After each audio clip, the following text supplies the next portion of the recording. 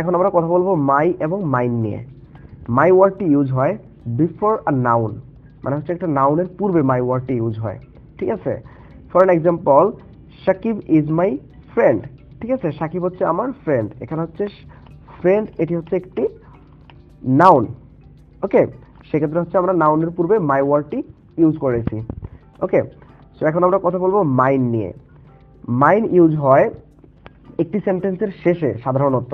ঠিক আছে, যেমন এই সেন্টেন্সটিকে যদি আমি মাইন দিয়ে বলি, তাহলে এটিকে বলতে পারি Sakib is a friend of mine. এটার অর্থও কিন্তু সেম, সাকিব হচ্ছে আমার একজন ফ্রেন্ড। ঠিক আছে, এছাড়াও মাইন ওয়ার্ডটি হচ্ছে নাউন এবং মাই, অথবা মাই এবং নাউন, এটা রিপ্লেসমেন্ট হিসেবে ইউজ হয়। যেমন ফর অ্যান এক্সাম্পল, আমি যদি এখানে বলি শি ইজ মাইন। ঠিক আছে, শি ইজ মাইন আমরা কখন বলে থাকি? যেমন আমরা বিভিন্ন মুভিতে দেখে থাকি, তারা বলে থাকে যে ইউ আর মাইন। ঠিক আছে, সো এই মাইনের মধ্যে কিন্তু দুইটা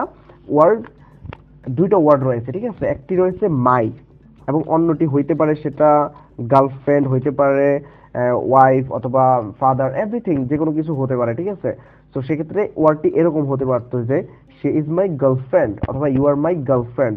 সেক্ষেত্রে আমরা এটি রিপ্লেসমেন্ট হিসেবে আমরা মাই ইউজ করি, যেমন শি ইজ মাইন মানে হচ্ছে মাই গার্লফ্রেন্ড। ওকে, সো আমি যদি আরেকটি এক্সাম্পল বলি, যেমন Shakib's mobile is black and mine is white.